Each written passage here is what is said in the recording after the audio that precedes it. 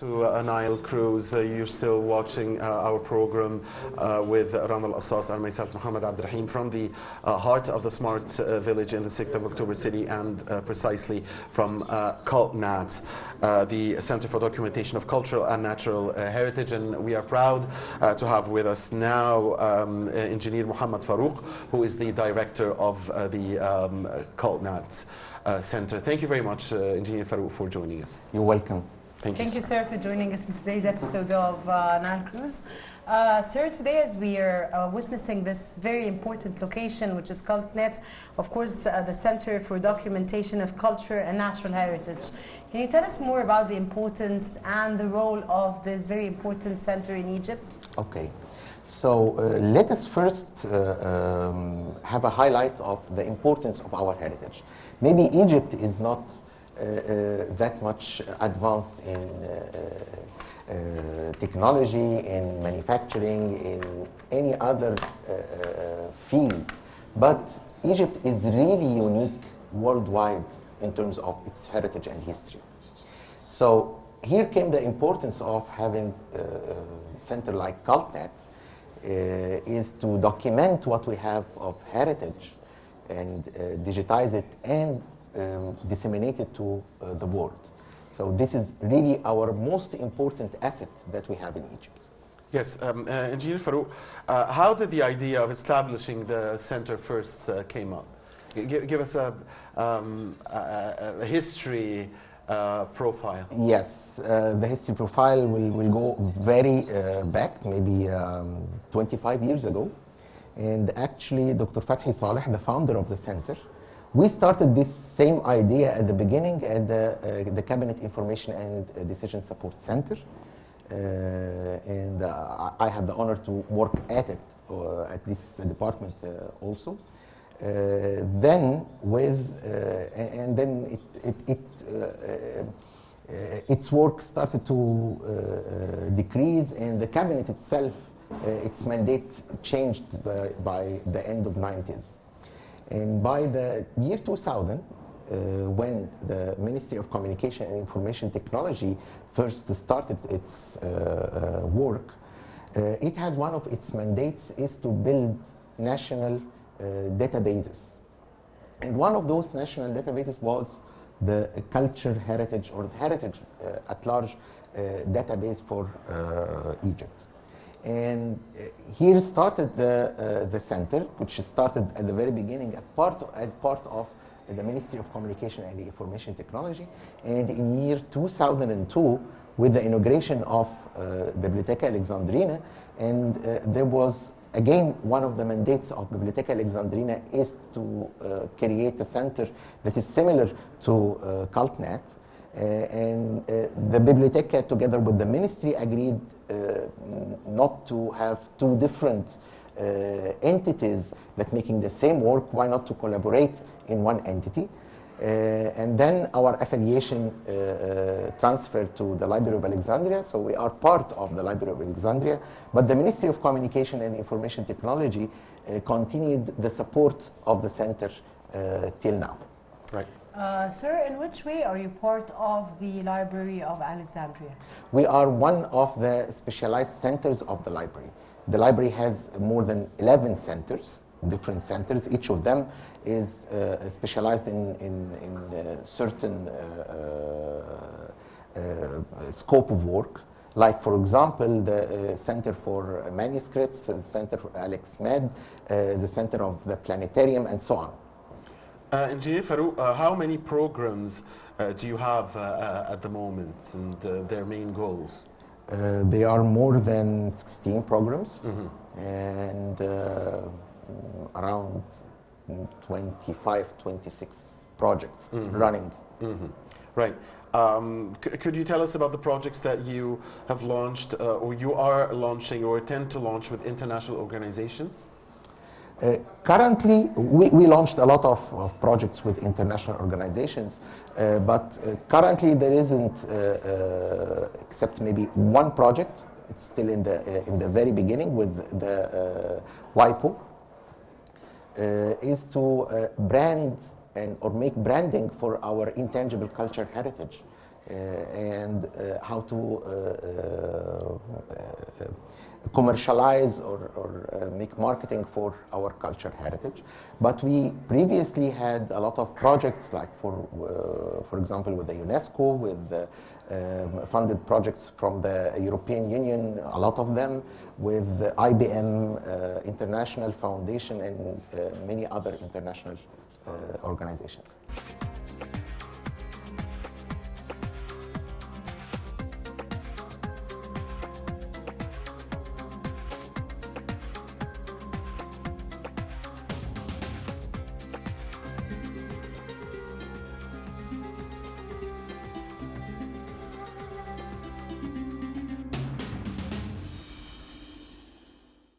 Mohamed, as we mentioned, of course, you're the director of the Center for Documentation of Culture and Natural Heritage, CultNet. When we started our interview, you mentioned at the start of the interview the digitization and the database of the Egyptian cultural heritage. Many viewers need to know more about this digitization of our heritage. What you're discussing exactly, which is the most important heritage from your point of view that you work on when you come to database and digitization, sir? Okay, so let me first talk about heritage in general and how actually UNESCO classify the heritage. So we have two types of heritage, like the center name says, cultural heritage and natural heritage. So the cultural heritage is everything that man-made, and the natural heritage is the part that humans did not interfere with it.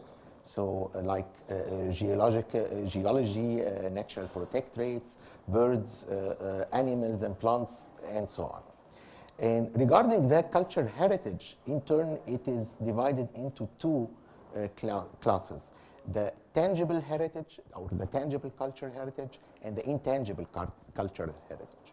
The tangible cultural heritage is every type of heritage that we can touch, like monuments, like artifacts in the museums, manuscripts,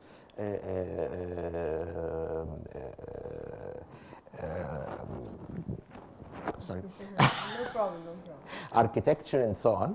Yes. And the intangible, which is living among us for hundreds of years, but we cannot touch it. I'll give some interesting example about that, like for example the habits. We have habits that lives in the Egyptians since ancient Egypt. It lives in our daily life for more than 3,000 or 4,000 years. And actually the intangible heritage is the type of heritage that define the characteristics of Egyptian people, or whatever any other people. So we have arts, we have arts by all its forms. We have, as I said, habits. We have folklore and handicrafts and so on. So those are the spectrum of the heritage. And within CultNet, we are working on all types of heritage to document it in a digital form and also to disseminate it. And we are not having one type or few or subset of the heritage as an important one, but we see it that it is all important and it's all affecting each other. Farouk, could you tell us how do you exactly help researchers in different fields? I understand that you have programs for teachers, for instance, to design their lessons in schools about Egypt's cultural heritage, the tangible and intangible.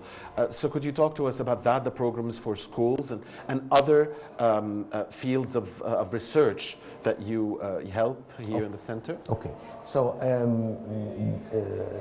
number one target of researchers are the people that are working in the heritage domain themselves. So we provide to them the information classified and arranged in a digital format so they can search with advanced tools and technology tools so that they can make the research in the heritage.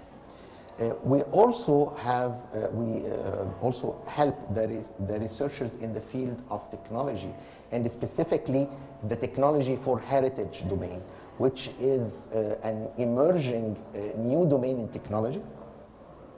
And virtual museums, actually, they are always coupled, technology for heritage and virtual museums.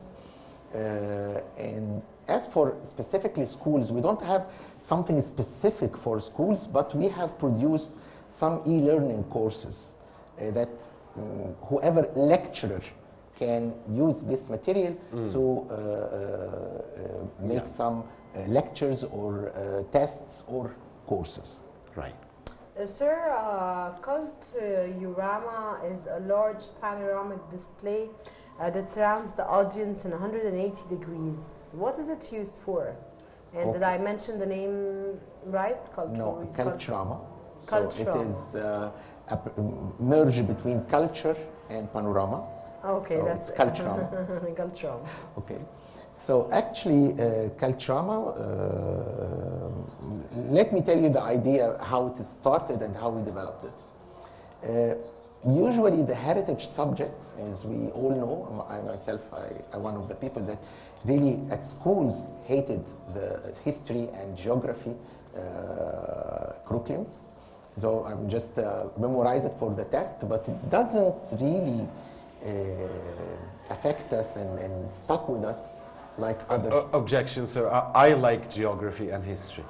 I used to like it. I even like when I take the lessons with my kids. I mean, so some people like it. I'm one of them. I like geography and history. With them?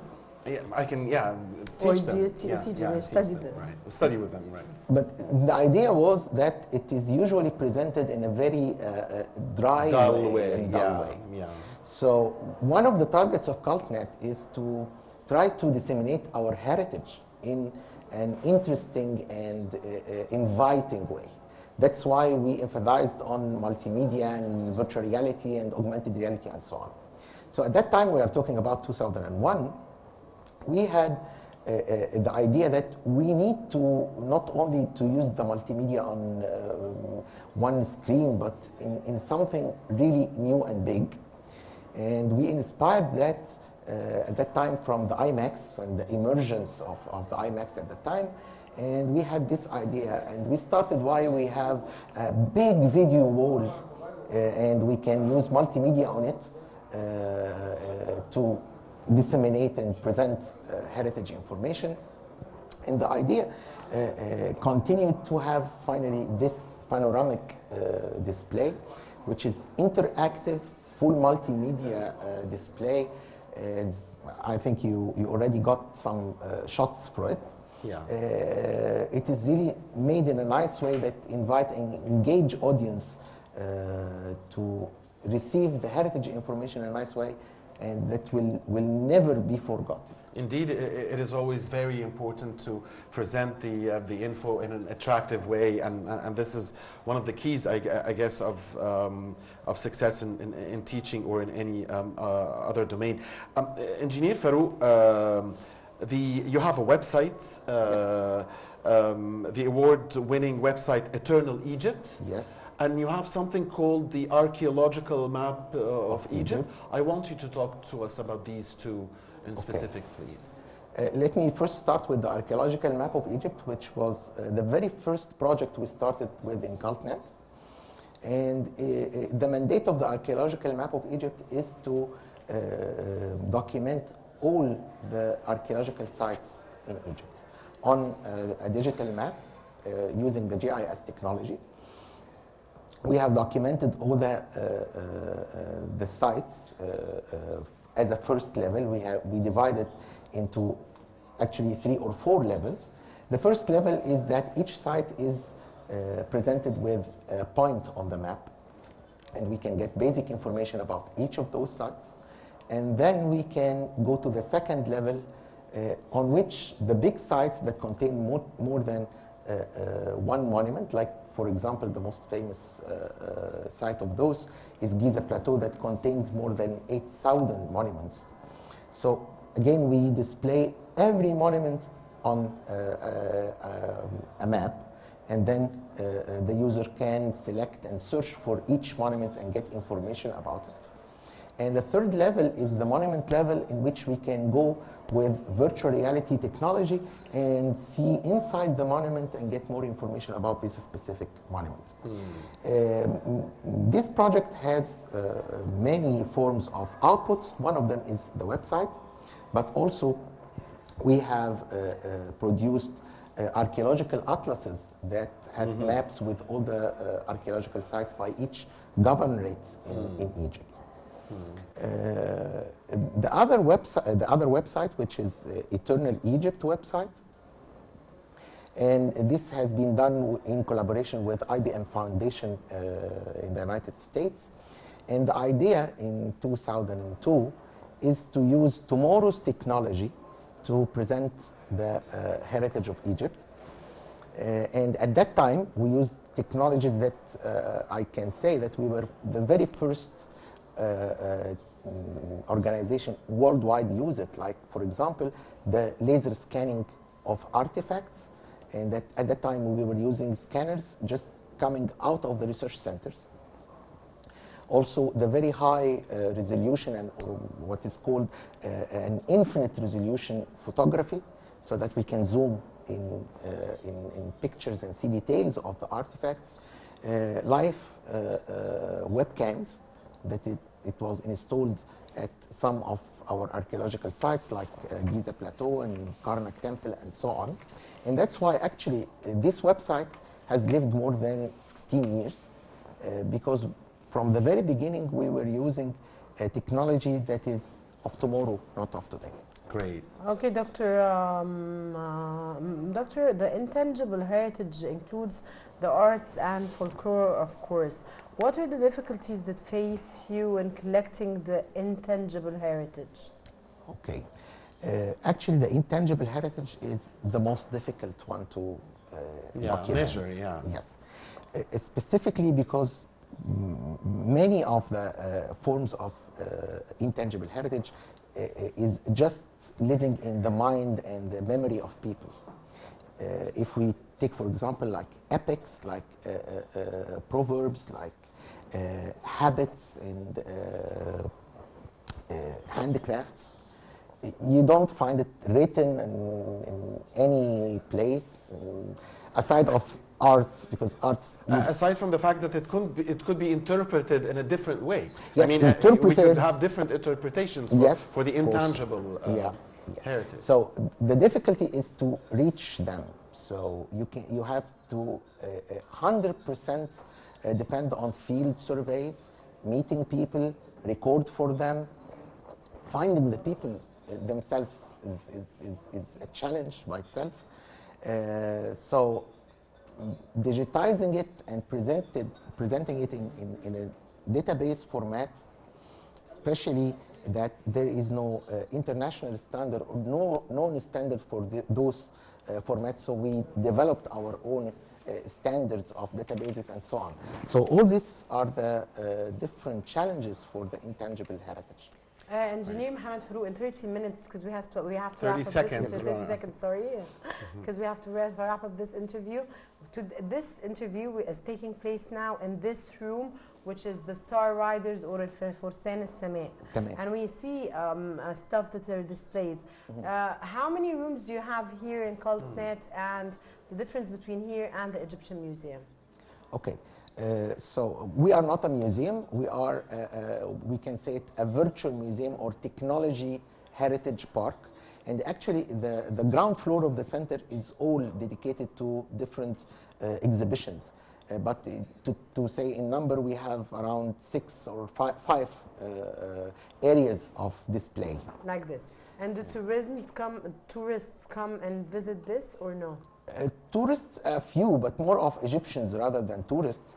And this is the only room that has physical displays. But there must be cooperation with the Ministry of Tourism from the things that you do, like the archaeological map tourism, of Egypt, antiquities, culture, all of the governmental entities that is related to heritage and culture.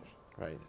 Thank you very much, Engineer Mohamed Farouk, the Director of Cult Nile. Thank you so much for joining us. Of course, you enriched our episode today, and it was a wonderful interview. Thank you so much, sir. Thank you. Thank you. Right.